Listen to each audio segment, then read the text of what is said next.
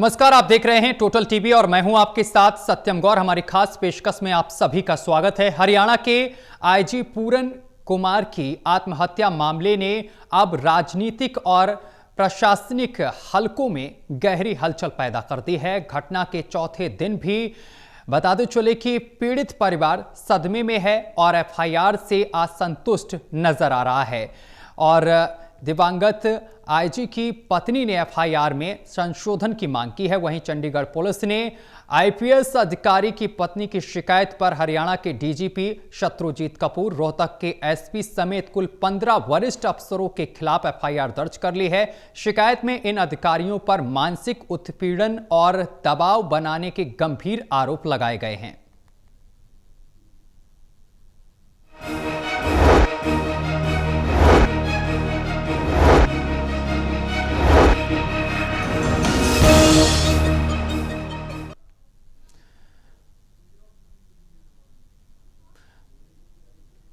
तो आईजी पूरन कुमार सुसाइड मामले में पीड़ित परिवार इस घटना के चौथे दिन भी दुखी है और दिवंगत आईजी की पत्नी ने एफआईआर से असंतुष्टि जताते हुए इसमें संशोधन की मांग की है। वहीं कांग्रेस सांसद और पीड़ित परिवार से जुड़े पंजाब के एक विधायक ने पंजाब के गवर्नर गुलाब चंद्र कटारिया, जो चंडीगढ़ के प्रशासक भी हैं, उनसे मिलकर इस पूरे मामले की हाईकोर्ट की निगरानी में उच्च स्तरीय जांच की मांग की गई है। वहीं शाम तक सूचना आ रही थी कि सुसाइड कांड की चंडीगढ़ पुलिस के आईजी की अध्यक्षता में 6 सदस्यीय एसआईटी जांच करेगी और घटना के चौथे दिन भी पीड़ित परिवार से संवेदना जताने कई वीआईपी और सियासत से जुड़े लोग पहुंचते रहे हैं। इसी मामले को लेकर चर्चा करेंगे। हमारे साथ तमाम मेहमान जुड़ गए हैं। परिचय करा दें, हमारे साथ वरिष्ठ पत्रकार वीरेंद्र सोनी जी जुड़े हुए हैं और देवेंद्र कथुरिया जी जुड़े हुए हैं, एसोसिएट एडिटर हैं, और associate editor doctor Mahesh Kumar ji भी हमारे साथ जुड़े हुए हैं। चर्चा की शुरुआत करेंगे, लेकिन उससे पहले आपको दिखाते हैं खास रिपोर्ट।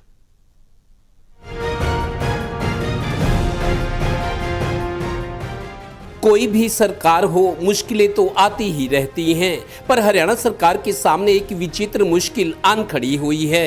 हरियाणा के इतिहास में पहली बार प्रशासन और पुलिस के बिग बॉस समेत 15 बड़े अफसरों के खिलाफ आईजी पूरन कुमार सुसाइड केस में एफआईआर दर्ज हुई है।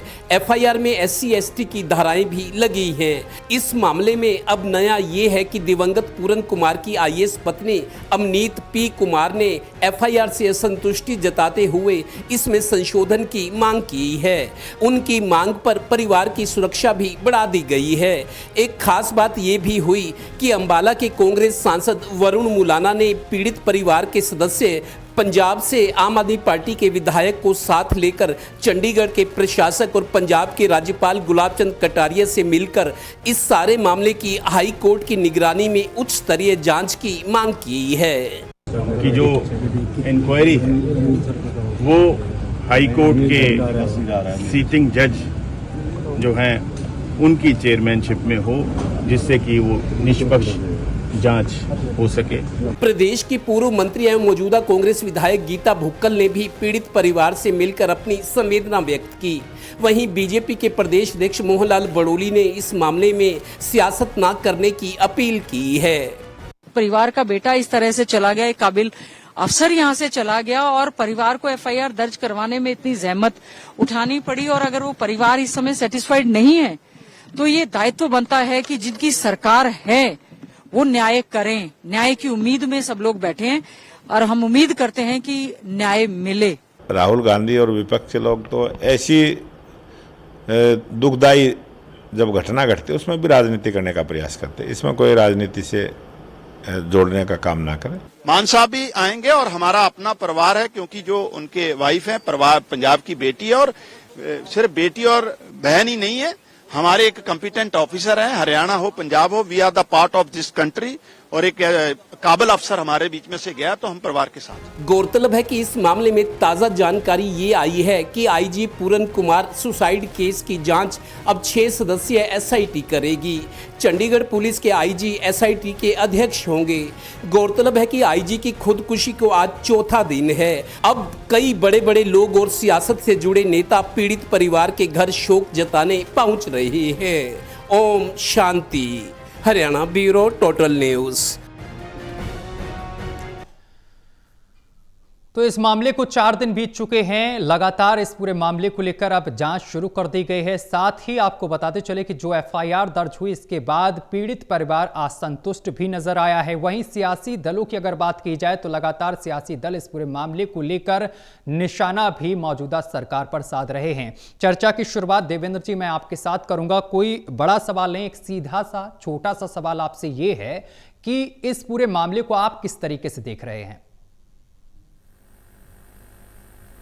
देखिए सत्यम, कल तीसरा दिन था। तीसरे दिन रात को जाके देर रात एफआईआर दर्ज हुई है और हरियाणा के इतिहास में पहला ऐसा मौका है, पहला कभी नहीं हुआ। 1966 में हरियाणा बना था कि एडमिनिस्ट्रेशन प्रशासन के मुखिया और पुलिस विभाग के मुख्य समेत इतनी संख्या में 15 बड़े अफसरों के खिलाफ एफआईआर दर्ज हो किसी मामले में, पहली बार ऐसा हुआ है। तो देर रात एफआईआर हुआ, उसके बाद आज घटनाक्रम बड़ा तेजी से बदला है। आज दोपहर होने से पहले ही दिवंगत आईजी की पत्नी है, खुद सीनियर आईएएस ऑफिसर है, उनकी मांग थी। उन्होंने कहा था कि जिस तरीके मैंने मुख्यमंत्री को अपना मांग पत्र ज्ञापन दिया था, जो मेरी मांग थी जी। ये एफआईआर अधूरी है। उनका कहना है कि एक तो इसमें कॉलम वाइज अलग अलग अफसरों का नाम कॉलम में हो, और दूसरा जो एक तयशुदा जो एक फिक्स फॉर्मेट है उस पर एफआईआर नहीं लिखी गई।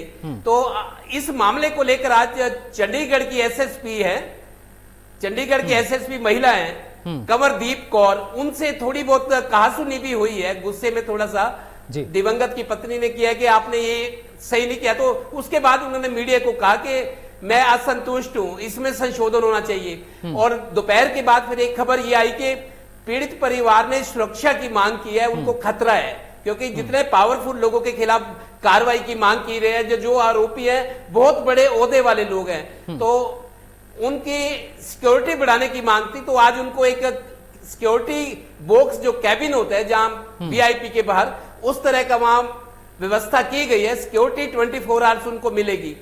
इसके अलावा शाम होते होते ये खबर आई, हालांकि आज गुलाब चंद कटारिया जो पंजाब के राज्यपाल हैं, और चूंकि चंडीगढ़ यूटी है, केंद्र शासित जगह है चंडीगढ़, केंद्र सरकार के अधीन आता है, और चंडीगढ़ पुलिस भी केंद्रीय गृह मंत्रालय के अंदर है।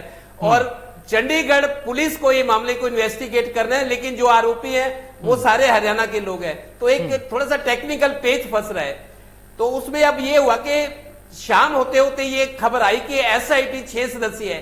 चंडीगढ़ पुलिस की 6 सदस्यीय टीम चूंकि केंद्र सरकार के अधीन है और पुष्पेंद्र कुमार हैं आईजी, उनकी अध्यक्षता में 6 सदस्यीय एसआईटी मामले की जांच शुरू करेगी। हालांकि कांग्रेस के अंबाला के जो सांसद हैं वरुण मुलाना और एक आम आदमी पार्टी पंजाब के विधायक जो इस पीड़ित परिवार के नजदीकी हैं, इन परिवार से हैं, ये दोनों मिले थे गवर्नर से पंजाब के इस सारे मामले की हाई कोर्ट की निगरानी में सिटिंग जज से हाई कोर्ट भी निगरानी रखे मामले की प्रगति को लेकर, तो जांच कराई जाए ताकि सच सामने आ सकता है। लिहाजा एसआईटी की जांच के लिए फैसला हो चुका है, चंडीगढ़ पुलिस करेगी और आईजी जो होंगे इसके मुखिया होंगे।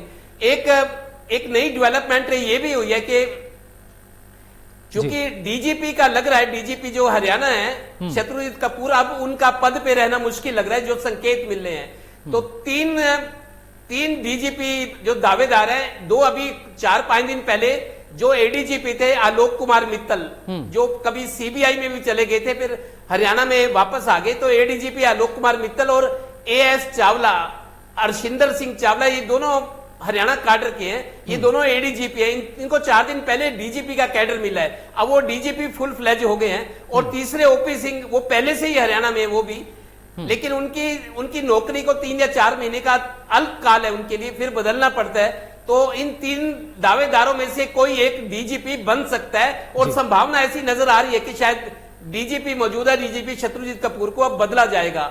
आलोक मित्तल के चांस ज्यादा हैं क्योंकि उनका समय काफी है और सीबीआई तक वो काम कर रहे हैं, बड़े काबिल अफसर माने जाते हैं वो भी। और अर्शिंदर सिंह चावला, ओपी सिंह भी रेस में है, लेकिन ओपी सिंह की संभावना इसलिए कम लग रही है कि 3-4 महीने उनके बकाया, वो रिटायर हो जाएंगे। लिहाजा सरकार को ये बड़ा फैसला भी करना है। और चीफ सेक्रेटरी हरियाणा के, उनका भी नाम है, इस जो शिकायत है उनका भी नाम है। मतलब प्रशासन के मुखिया और पुलिस के मुखिया दोनों बड़े बॉस, और उनके अलावा एडीजीपी लेवल के 4 ऑफिसर, आईजी लेवल के, ये तमाम लोग इस एफआईआर में उनके नाम शामिल है। अब जांच कैसे, कब शुरू होती है, कैसे होती है, कब कुछ नया सामने आता है, उसका इंतजार रहेगा। जी डॉक्टर महेश कुमार जी, जिस तरीके से मामला सामने निकल कर आया, एक बड़े अधिकारी, आईपीएस अधिकारी पूरन कुमार जो हैं वो आत्महत्या कर लेते हैं। इसके बाद सियासी दल भी इस पूरे मामले को लेकर टिप्पणी करते हैं, लेकिन सबसे बड़ा सवाल ये है कि जातीय भेदभाव के जिस तरीके से उन्होंने आरोप लगाए हैं, और तमाम अधिकारी, डीजीपी पर भी आरोप लगाए, इसके साथ ही एसपी पर भी आरोप लगाए, कई अधिकारियों को उन्होंने अपने सुसाइड नोट पर नाम दर्शाए हैं। तो ऐसे में इस पूरे मामले की स्वतंत्र जांच कैसे होगी? देखिए, वाई पूरन कुमार की आत्महत्या के मामले ने ना सिर्फ हरियाणा, ना सिर्फ चंडीगढ़, बल्कि पूरे देश को एक तरीके से झकझोर कर रख दिया है। और मुझे लगता है कि जो मामला यहाँ पर रिश्वत से जोड़ा जा रहा था, जो एक शराब ठेकेदार से पूरे घटनाक्रम की शुरुआत हुई और उसके बाद ये भ्रष्टाचार से जुड़ा मामला है, ये साबित करने की कोशिश की जा रही थी। लेकिन मुझे नहीं लगता कि एक सीनियर आईपीएस अधिकारी महज किसी शराब ठेकेदार की शिकायत करने से या उनके तरफ से कोई आरोप लगाने से अपनी जान दे देगा। मुझे लगता है कि व्यवस्था से वो हार मान चुके थे और यही वजह कि वो व्यवस्था वो नहीं बदल पाए अपनी तमाम कोशिशों के बावजूद, और ऐसे में वो अपनी जिंदगी की जंग हार गए, उन्होंने जिंदगी से मुंह मोड़ लिया। तो यहाँ एक निष्पक्ष जांच की बेहद जरूरत भी है। दरअसल यहाँ जो चेहरे हैं, जो मुख्य आरोपी बनाए गए हैं, जिसमें हरियाणा के चीफ सेक्रेटरी भी हैं, जिसमें हरियाणा प्रदेश के डीजीपी भी हैं, आईपीएस अधिकारियों के नाम इसमें शामिल कर दिए गए हैं। तो ऐसे में ये मानकर चलिए कि फिर जांच कौन करे। और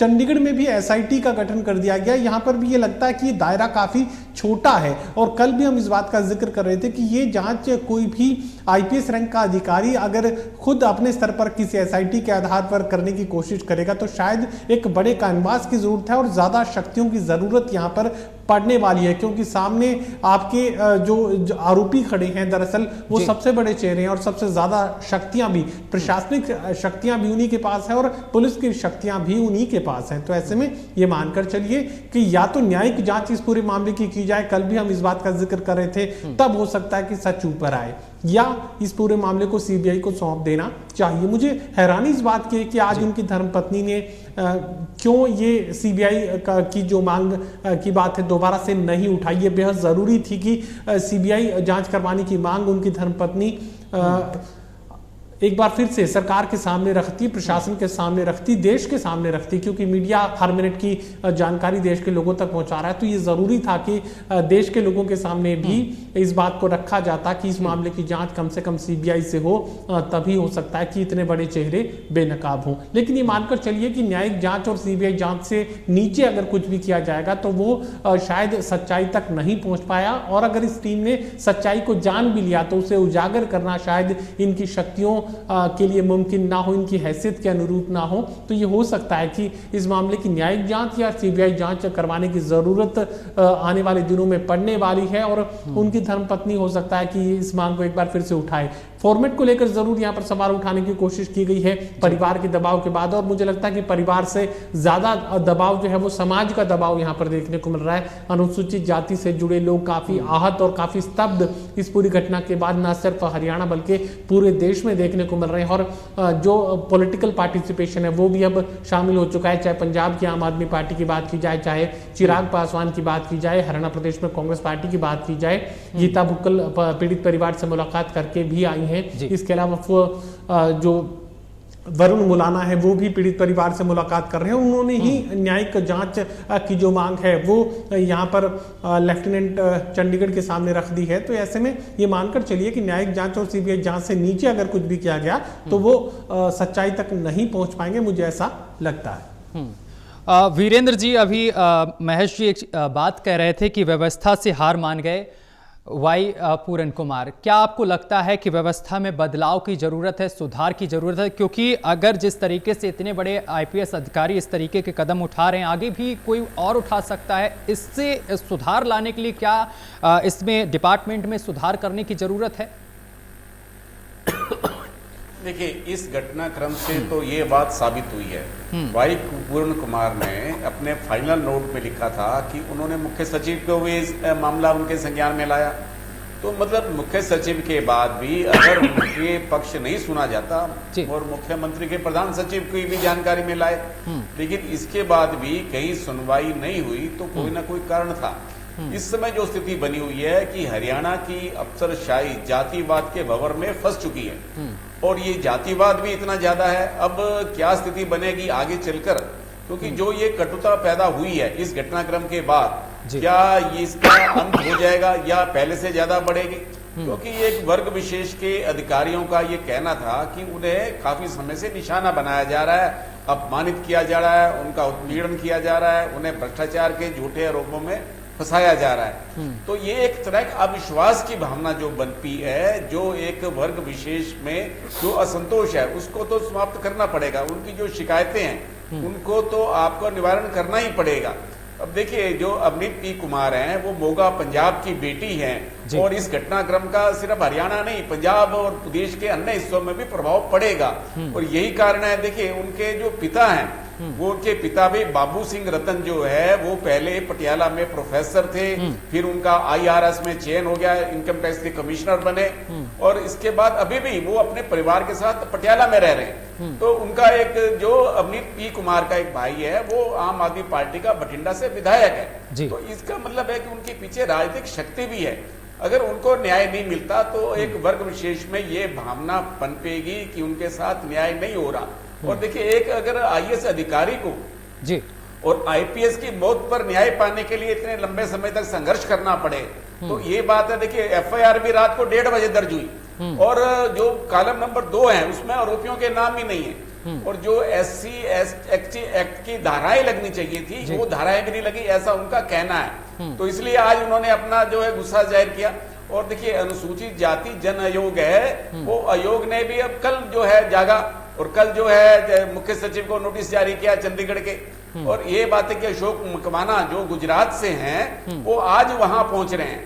तो ये जनजातीय आयोग को जो पहले सक्रिय होना चाहिए था अब सक्रिय हुआ है। वीरेंद्र जी, तो जिस तरीके से आप अभी FIR का जिक्र कर रहे हैं, वीरेंद्र जी आप FIR का जिक्र कर रहे हैं और वैसे भी पीड़ित परिवार ने FIR को लेकर असंतुष्टि जताई भी है, क्या लगता है इस FIR में भी कहीं ना कहीं किसी का दबाव पड़ा है, इस वजह से ये आरोपियों के नाम मेंशन नहीं किए गए? देखिए, पुलिस का अपनी एक प्रक्रिया है, वो अपनी प्रक्रिया के अनुसार चलती है। जो पीड़ित पक्ष है उसको कहना कि आरोपियों के नाम आने चाहिए, क्योंकि आरोपी हाई प्रोफाइल हैं, तो सरकार को वो हर तरह का पक्ष देखना है, पुलिस को वो पक्ष देखना है। तो इसलिए SIT गठित की गई है। जब तक उनके खिलाफ आरोप सिद्ध ना हो जाए, अभी तो वो जांच के दायरे में है। तो पीड़ित पक्ष को लगता है कि जो प्रशासन है, पुलिस प्रशासन, उन्होंने उनके साथ न्याय नहीं किया, उनके नाम आने चाहिए, क्योंकि जब नाम आरोपित हो जाएंगे तो उनके खिलाफ कार्रवाई भी बनती है। तो ऐसे में पीड़ित पक्ष को ये लगा कि उनके साथ न्याय नहीं हो पा रहा, तो इसीलिए जो है पीड़ित पक्ष ने आज जो प्रेस कॉन्फ्रेंस करनी थी उसे रद्द कर दिया। जो पंचायत मंत्री हैं कृष्ण पवार, वो सरकार और परिवार के बीच मध्यस्थता की भूमिका निभा रहे हैं। आज भी वो P अवनीत कुमार के परिवार के लोगों से मिले और उन्होंने सरकार का पक्ष भी रखा।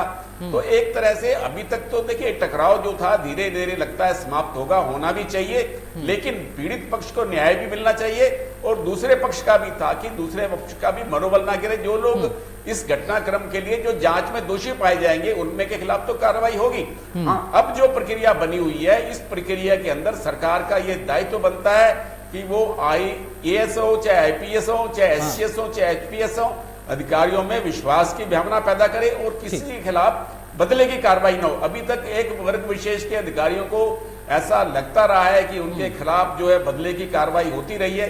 तो अभी तक ये बातें जो है सरकार के समक्ष क्यों नहीं आई? अगर सरकार के नोटिस में आई थी तो सरकार ने उस पर क्या कार्रवाई की? तो ये मामला पूरे प्रदेश के अंदर, देश के अंदर चर्चा का विषय बना हुआ है, प्रशासनिक अधिकारों को लेकर भी। अगर अधिकारियों को न्याय नहीं मिलेगा तो आम जनता को न्याय कहां से मिलेगा? और इस मामले पे राजनीति भी हो रही है। जो दूसरे राजनीतिक दल है वो राजनीति करेंगे, उनको एक अवसर मिला है, लेकिन सरकार की जिम्मेदारी बढ़ जाती है कि प्रशासन में विश्वास की भावना पैदा करे और अधिकारियों को भी लगे कि सरकार सबके लिए है, एक वर्ग विशेष के साथ ना तो उत्पीड़न हो रहा है, ना ही कोई किसी के खिलाफ को अत्याचार हो रहा है। सरकार को सभी वर्गों का विश्वास हासिल करना है। ठीक है देवेंद्र जी, जो आरोपी ठहराए गए हैं वो उच्च अधिकारी हैं, ऐसे में एसआईटी जांच क्या इनफ है? देखिए सत्तर, मेरे को भी लगता है जाति तौर व्यक्तिगत तौर पर देखूं, देखिए जी मौजूदा डीजीपी मुख्य आरोपी जैसे बताया गया है, सबसे ऊपर नाम उनका है। मौजूदा चीफ सेक्रेटरी, मुख्य सचिव हरियाणा के जो प्रशासन के मुखिया हैं, वो पुलिस के मुखिया हैं। इससे पहले मुख्य सचिव से पहले टीवीएसएन प्रसाद, वो भी मुख्य सचिव थे, एक्स है, उनका भी नाम है। होम के एसीएस राजीव अरोड़ा, जब अनिल विज गृह मंत्री हुआ करते थे पिछली सरकार में बीजेपी की, राजीव अरोड़ा एसीएस, उनको एडिशनल चीफ सेक्रेटरी कहते हैं, अतिरिक्त मुख्य सचिव होम, जिनके अंडर पुलिस डिपार्टमेंट था, उनका भी नाम है। इसी तरीके से डीजीपी में शत्रुजीत कपूर मौजूदा है। इनसे पहले जो मनोज यादव थे, उनका भी नाम है। उनसे पहले प्रशांत कुमार, पी के अग्रवाल, 2 एक्स डीजीपी, एक मौजूदा डीजीपी, एक मौजूदा मुख्य सचिव, 2 एक्स मुख्य सचिव। इसके अलावा आईजी लेवल के एडीजीपी, 4 अधिकारी एडीजीपी, रोहतक एसपी, जहां एफआईआर दर्ज हुई, जिससे बवाल ज्यादा मचा। मैं ये कह रहा हूं सत्यम, आज 4था दिन है, 4 दिन से आईजी की बॉडी अभी हॉस्पिटल में पड़ी है, पोस्टमार्टम नहीं हुआ, 4 दिन हो गए। देखो जी, पोस्टमार्टम होगा तो संस्कार होगा। परिवार का गुस्सा है, वो पोस्टमार्टम के लिए राजी नहीं हो रहे, लगता है उनकी संतुष्टि नहीं है।